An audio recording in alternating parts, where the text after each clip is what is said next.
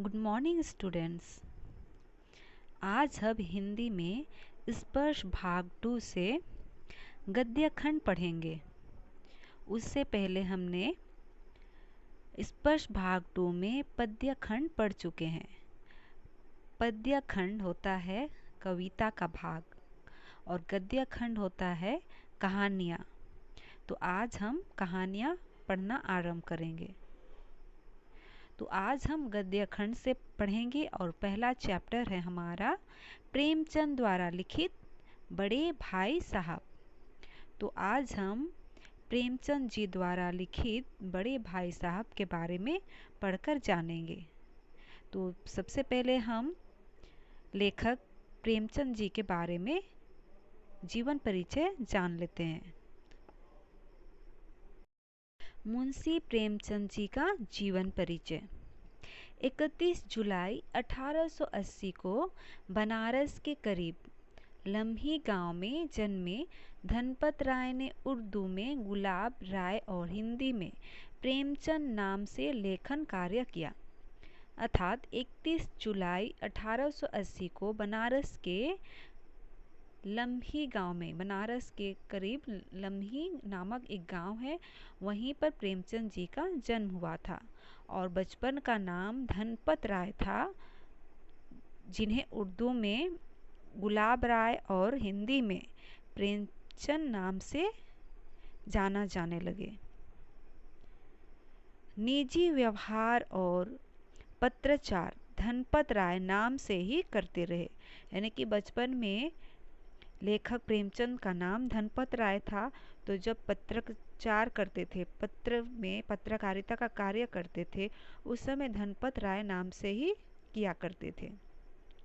उर्दू में प्रकाशित पहला कहानी संग्रह सोजे वतन अंग्रेज सरकार ने जब्त कर लिया। आजीविका के लिए स्कूल मास्टरी, इंस्पेक्टरी, मैनेजरी करने के अलावा इन्होंने हंस, माधुरी जैसी प्रमुख पत्रिकाओं का संपादन भी किया। कुछ समय मुंबई की फिल्म नगरी में भी बिताया, लेकिन वह उन्हें रास नहीं हुआ। यद्यपि उनकी कई कृतियों पर यादगार फिल्में बनी। आम आदमी के दुख दर्द के बेजोड़ चित्रे प्रेमचंद को उनके जीवन काल में ही कथा सम्राट, उपन्यास सम्राट कहा जाने लगा। तो हम देखते हैं कि आम आदमी यानी कि जो सामाजिक जीवन है, समाज में जो दुख दर्द लोगों के बीच में जो होता है, उन्हीं के बारे में वर्णन अपने कहानियों में लेखक प्रेमचंद ने किया है। जो अपने जीवन काल में जो होता था, जो समाज में जो होता है, उसी के बारे में कहानियाँ लिखने लगे। उन्होंने हिंदी तथा लेखन की परिपट्टी पूरी तरह बदल डाली थी। अपने रचनाओं में उन्होंने उन लोगों को प्रमुख पात्र बनाकर साहित्य में जगत दी, जिन्हें जीवन और जगत में केवल प्रताड़ना और लक्षण ही मिले थे। 8 अक्टूबर 1936 में उनका देवसान हुआ। प्रेमचंद ने जितनी भी कहानियाँ लिखी, वे सब मानसरोवर शीर्षक से 8 खंडों में संकलित हैं। उनके प्रमुख उपन्यास हैं गोदान, गबन, प्रेमाश्रम, सेवा सदन, निर्मला, कर्मभूमि, रंगभूमि, कायाकल्प, प्रतिज्ञा और मंगलसूत्र, जो अपूर्ण रहा। तो इस प्रकार देखते हैं कि प्रेमचंद जो हिंदी जगत के सबसे सुप्रसिद्ध लेखक माने जाते हैं।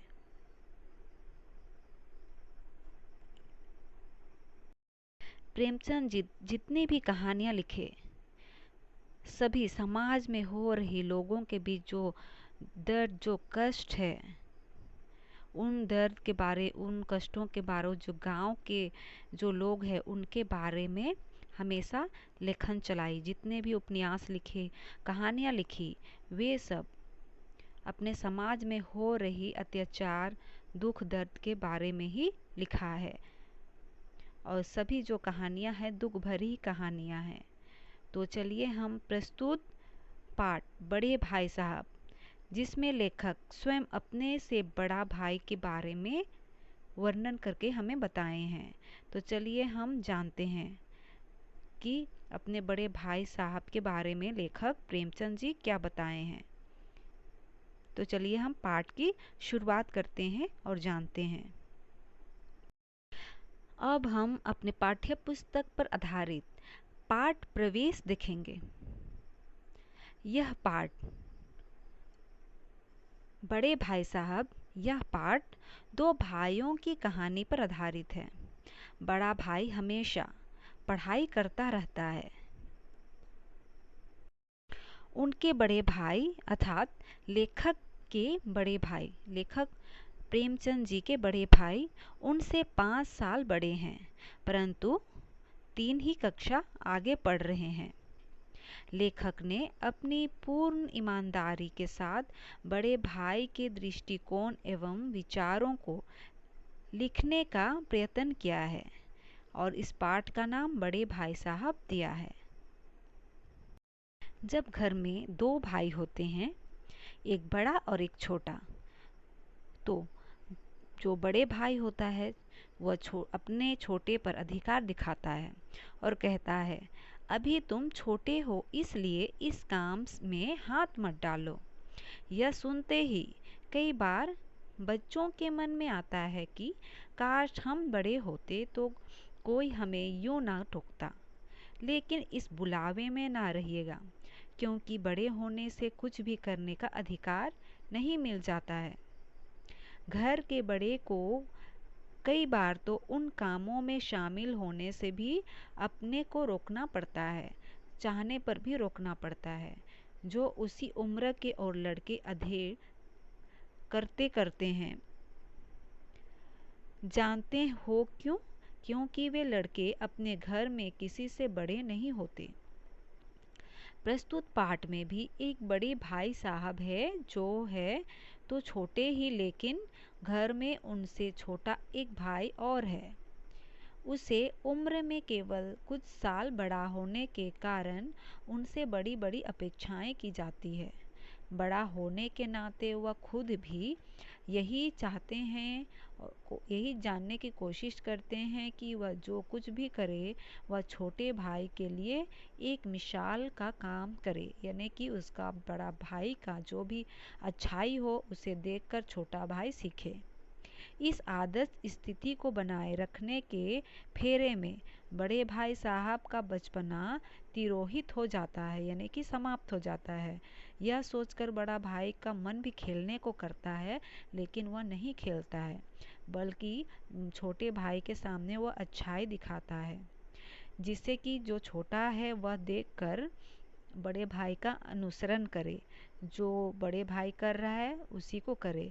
इसलिए बड़े भाई का मन खेलने में भी करे, लेकिन वह छोटे को देखकर नहीं खेलता है। तो इसी पर आधारित यह कहानी है। तो चलिए अब हम पाठ के आधार पर कहानी की शुरुआत करते हैं और बड़े भाई साहब के बारे में जानते हैं। लेखक प्रेमचंद जी अपने से बड़े भाई के बारे में कहते हैं कि मेरे भाई साहब मुझसे 5 साल बड़े हैं, लेकिन केवल 3 दर्जे आगे, यानी कि लेखक से बड़े जो भाई हैं वे 5 साल बड़े हैं, लेकिन कक्षा में 3 कक्षा ही आगे हैं। उन्होंने भी उसी उम्र में पढ़ना शुरू किया था जिस उम्र में लेखक शुरू किए थे। लेकिन लेखक के बड़े भाई हैं वे तालीम जैसे महत्व के मामले में वह जल्दबाजी से काम लेना पसंद ना करते थे, यानी कि जो भी है उस काम में जल्दबाजी से लेना पसंद नहीं था। इस भवन की बुनियाद खूब मजबूत डालना चाहते थे जिस पर आलीशान महल बन सके। 1 साल का काम 2 साल में करते थे, कभी कभी 3 साल भी लग जाते थे। बुनियाद की पुख्ता ना हो तो मकान कैसे पायदार बने।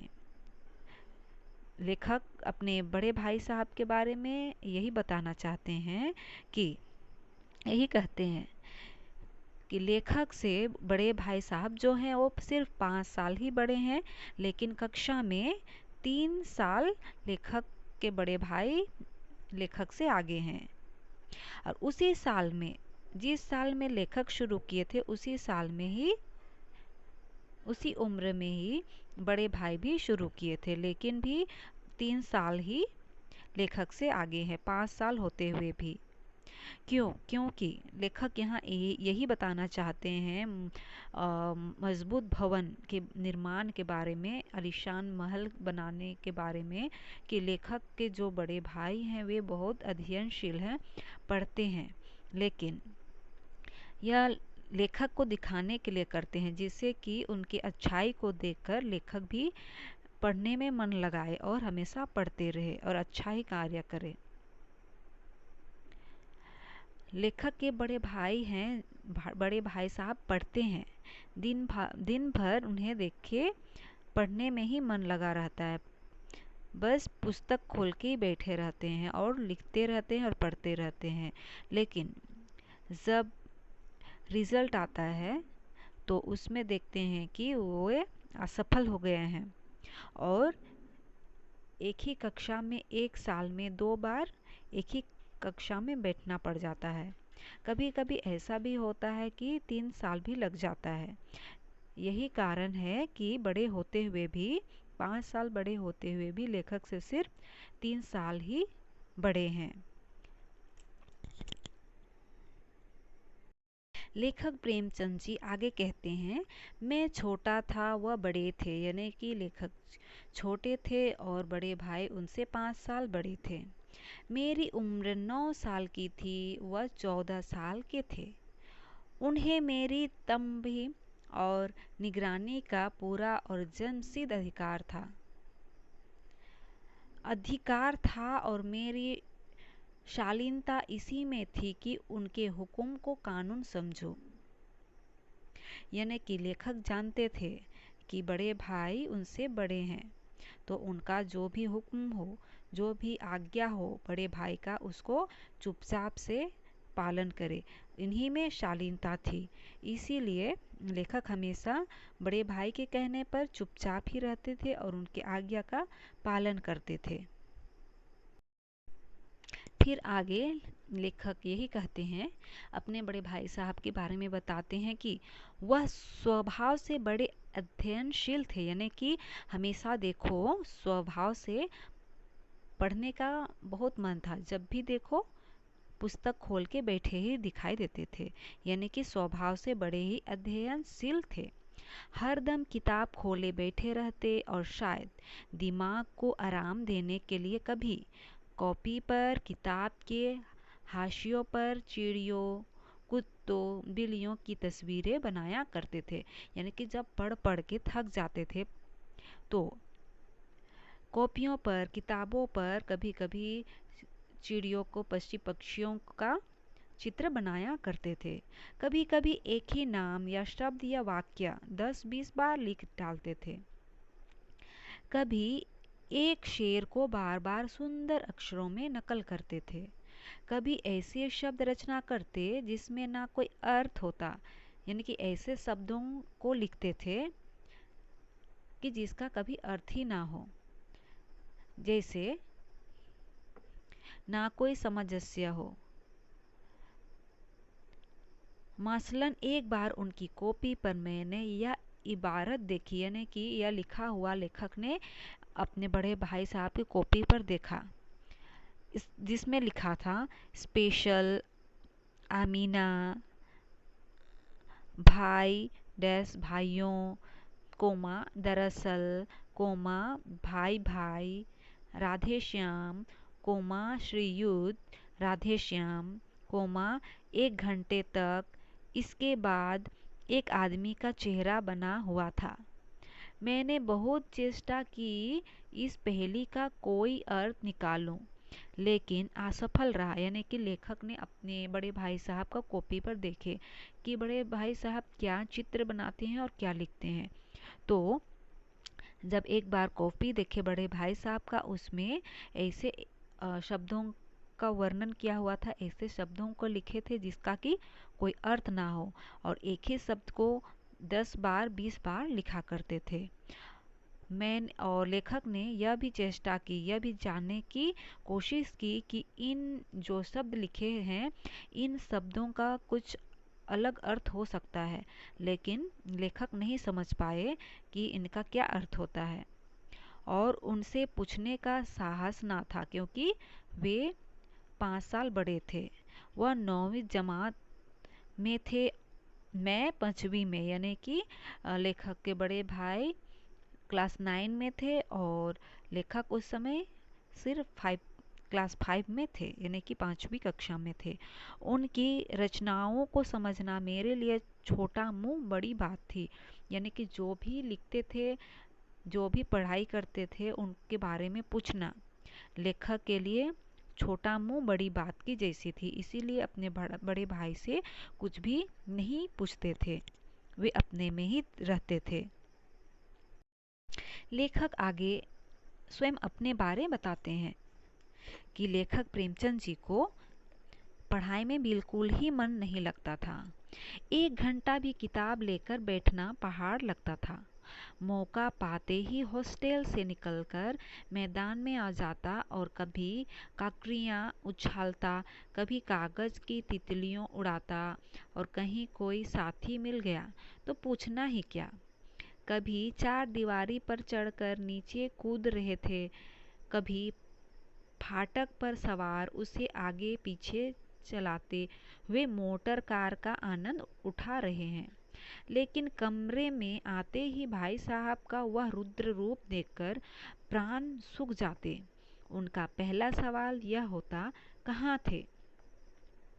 हमेशा यही सवाल इसी ध्वनि में हमेशा पूछा जाता था, और उसका जवाब मेरे पास केवल मौन था। न जाने मेरे मुंह से यह बात क्यों ना निकलती कि जरा बाहर खेल रहा था।